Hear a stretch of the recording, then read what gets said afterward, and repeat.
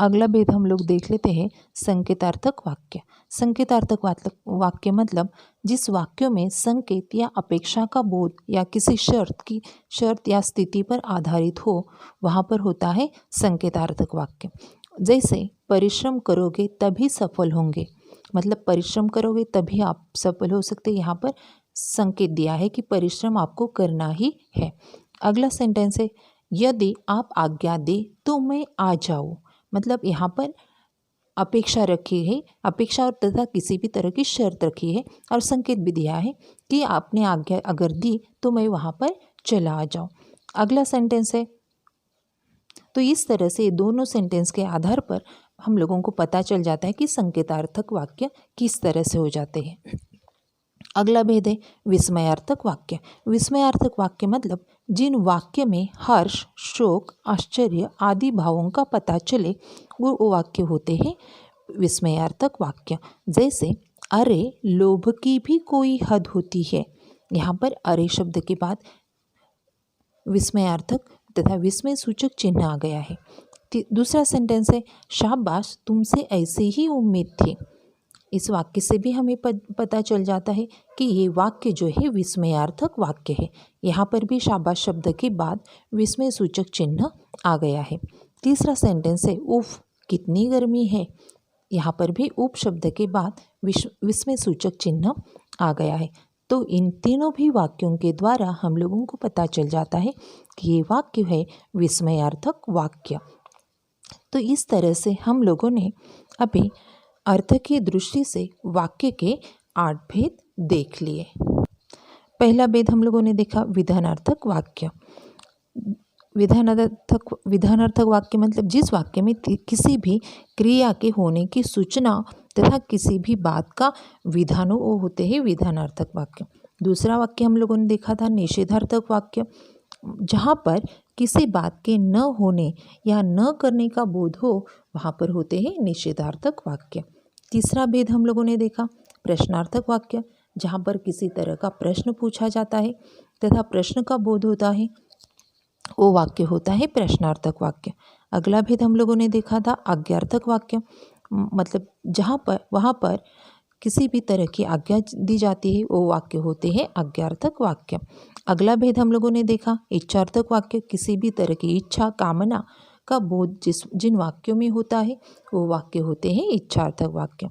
अगला भेद है संदेहार्थक वाक्य, किसी भी तरह की संदेह तथा शंका जब मन में उत्पन्न होती है तथा इस तरह का अर्थ जिन वाक्यों से हो जाता है पता चल जाता है वो वाक्य होते हैं संदेहार्थक वाक्य। अगला भेद है संकेतार्थक वाक्य, मतलब जहाँ पर किसी भी तरह का संकेत या अपेक्षा होने का बोध होता है या किसी शर्त या स्थिति पर आधारित होती है तो वो वाक्य होते हैं संकेतार्थक वाक्य। और लास्ट भेद हम लोगों ने देखा था अर्थ की दृष्टि से कि विस्मयार्थक वाक्य मतलब जिन वाक्यों में हर्ष, शोक, आश्चर्य आदि भावों का पता चल जाता है वो वाक्य होते हैं विस्मयार्थक वाक्य। तो इस तरह से हम लोगों ने वाक्य के भेद देख लिए थे। कल देखे थे हम लोगों ने रचना के अनुसार वाक्य के भेद, सरल वाक्य, संयुक्त वाक्य, मिश्र वाक्य। सरल वाक्य मतलब जिसमें एक ही उद्देश्य और एक ही विधेय हो वो होते हैं सरल वाक्य।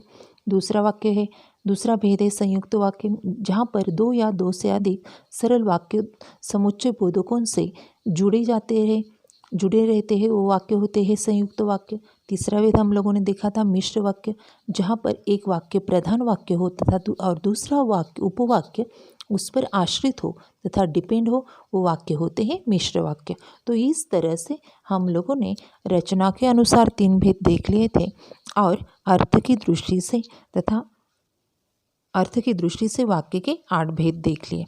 तो इस तरह से हम लोगों ने कल और आज वाक्य के भेद देख लिए। इन दोनों में फ़र्क इतना है कि रचना के अनुसार वहाँ पर सेंटेंस फॉर्मेशन देखा जाता है और अर्थ की दृष्टि से आधार पर वहाँ पर वाक्य में जो अर्थ छिपा है वो देखा जाता है।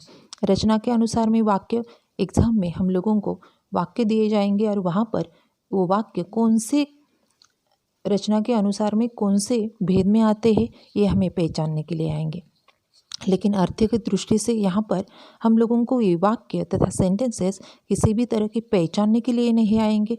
तो वाक्य देने के बाद उसके आगे दिया जाएगा कि ये वाक्य कौन से वाक्य भेद में हमें उसे परिवर्तन करना है तथा बदलाव करना है।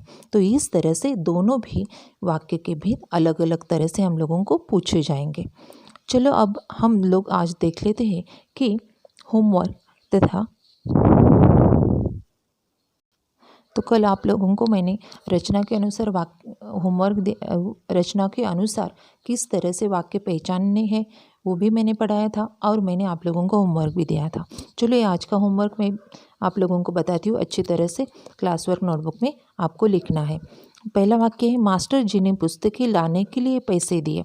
यहाँ पर ब्रैकेट में दिया है प्रश्नवाचक वाक्य, मतलब ये जो वाक्य है हमें प्रश्नवाचक वाक्य में तथा प्रश्नार्थक वाक्य में उसे बदलाव करना है।